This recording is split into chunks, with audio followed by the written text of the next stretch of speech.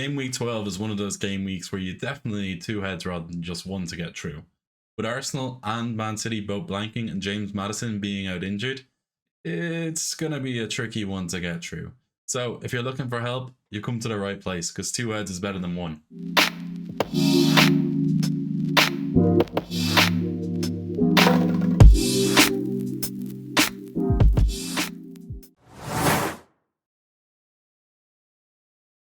In game week 12, there's obviously the issue with Arsenal and Man City both blanking due to their game being postponed.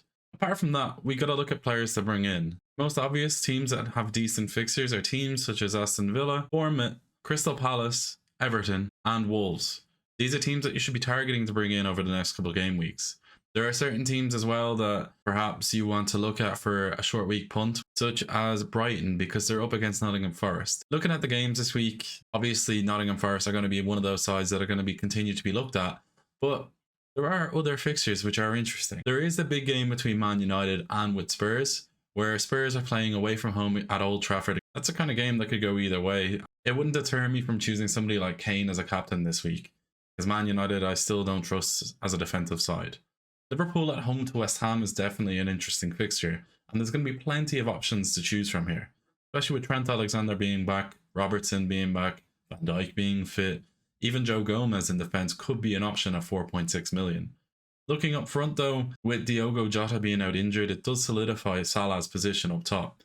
It does look like he's getting back to his best form, and he looked very good against Man City, so he's somebody definitely to keep an eye on.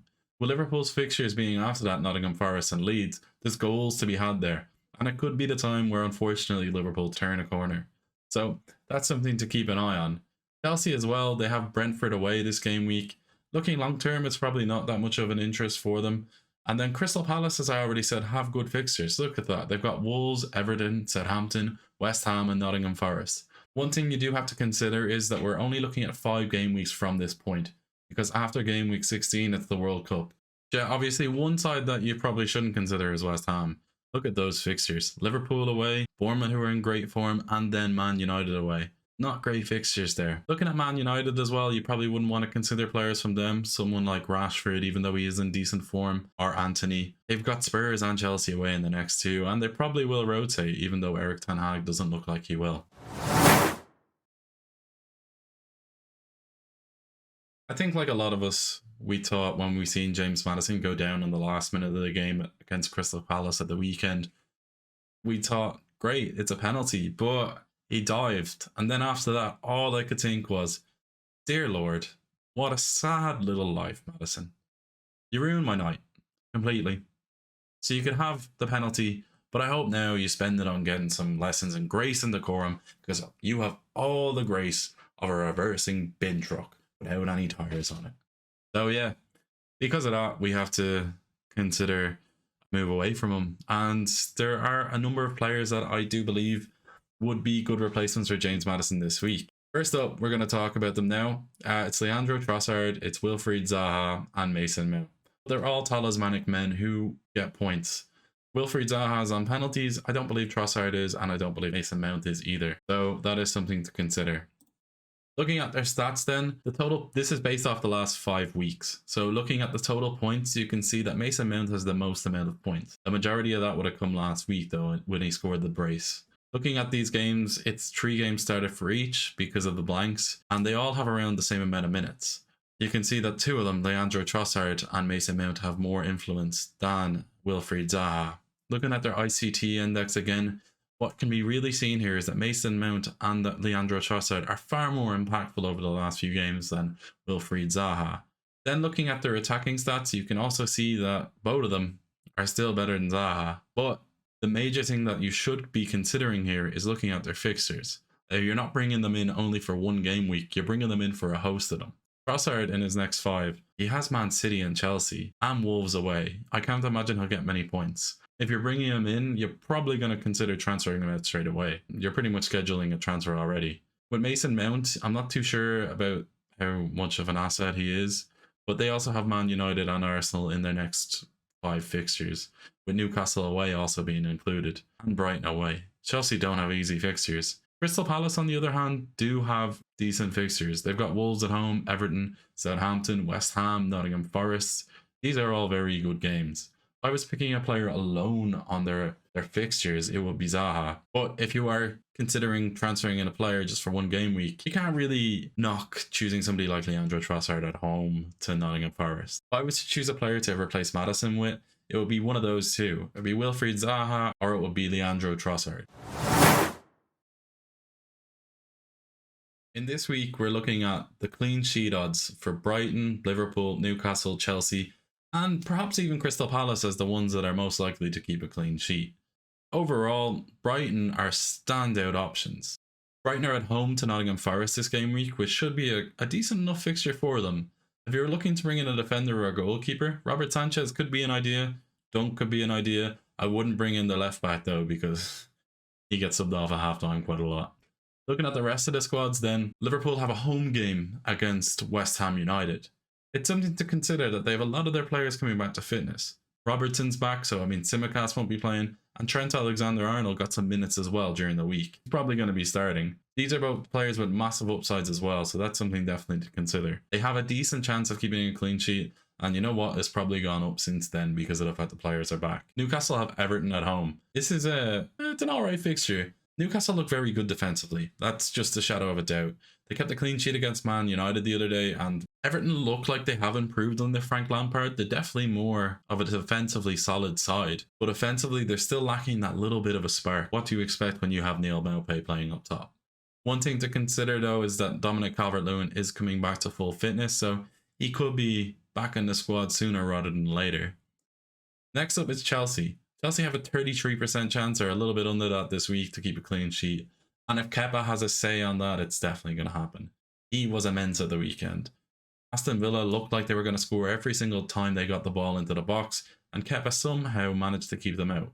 He looks like he's back in form, and he looks like he's first choice again at Chelsea. With Graham Potter, it looks like there's a lot of rotation happening in their defence. It's a bit of a tricky one, especially with their game being midweek after playing at the weekend. Crystal Palace have Wolves at home as well. That's something to consider. Wolves don't look offensive at all. The only thing they're offending is people who own their players in fantasy football. I would consider a defensive option from Crystal Palace a pretty good pick this week because Wolves just don't look like scoring.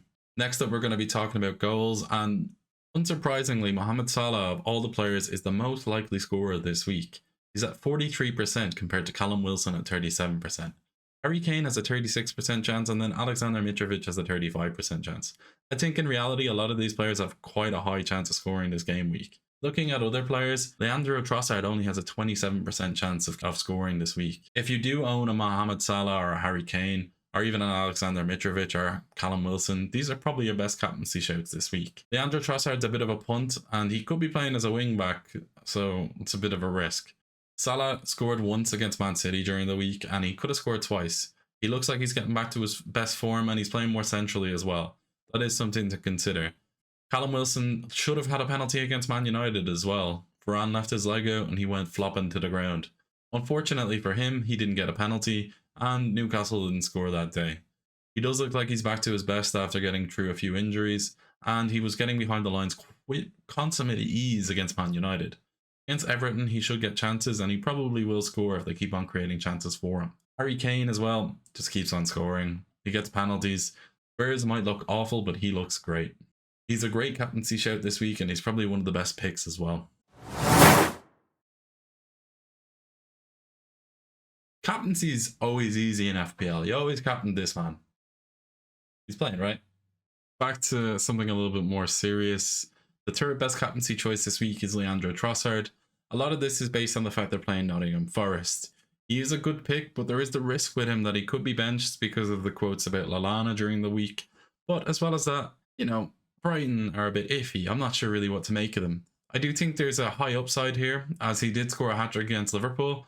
It is something to consider that it could happen again, especially against Nottingham Forest, who don't look great defensively. The second best captaincy for this week then is Harry Kane. Harry Kane is away against Man United, which isn't a great fixture. The issue with him is the fixture mainly, but he does still keep on looking like he's going to score. He's proven at every level, and he's one of the best strikers in the world. The best pick for this week is Mohamed Salah. The issue with Mohamed Salah is it's very hard to get to him unless you own a Kevin De Bruyne or a Son Heung-min. If you don't own either of them, you're probably going to have to tear up your team and get rid of somebody like Harry Kane or a Haaland to enable it, which may not be worth it considering the amount of value you have lost with it. When considering other options, I think Leandro Trossard's a very easy one to get in, but he's substantially a worse captain than Salah. If you've got a free hit or you're wildcarding or anything like that, you have to captain Salah. He's hands down the best captaincy option this week, and there's not really much more to say about it. If you can afford him on a -4, 100% do it.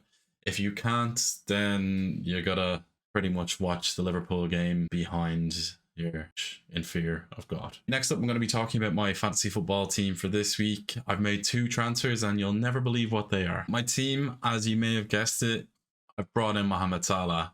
He's going to be my captain this week, and I just think he's the best pick. The issue is then with other players in my team, I'm going to have to start players like Emerson and Nico Williams. Realistically, I'm expecting a red arrow this week, purely because of the fact I'm not free hitting or wildcarding. I want to keep players like Haaland, Cancelo, and Martinelli, so I don't want to lose the points on them. I've sold Son Heung-min this week, which was a bit of a punt, but then I've also brought in another player, which is Leandro Trossard. In getting rid of Son, I had to sell Phil Foden. So getting rid of Phil Foden for Trossard and then get rid of Son for Salah, I think was a good pick. Both of these are 2 of the highest probability scorers this week, and they should get me over the line and keep me around the 30k mark where I am. Right now, overall, I am with an overall rank of 29,000. So hopefully I'll stay around the 30k rank. If not, I'll probably get a small red arrow, mainly because of the fact I've got players like Emerson and Williams. I'll post up my team on Twitter as well. But yeah, anyway, I'm going to captain Salah, vice captain Trossard, 2 transfers this week for a -4. It's automatically taking me down already with a red arrow. And I think there's going to be a lot of people who are going to be free hitting this week and wildcarding. So it's going to be a tough week. Captain Salah anyway. I've been Paddy, over and out. If you've liked this video, leave a comment down below. Like, subscribe. It really helps the channel grow.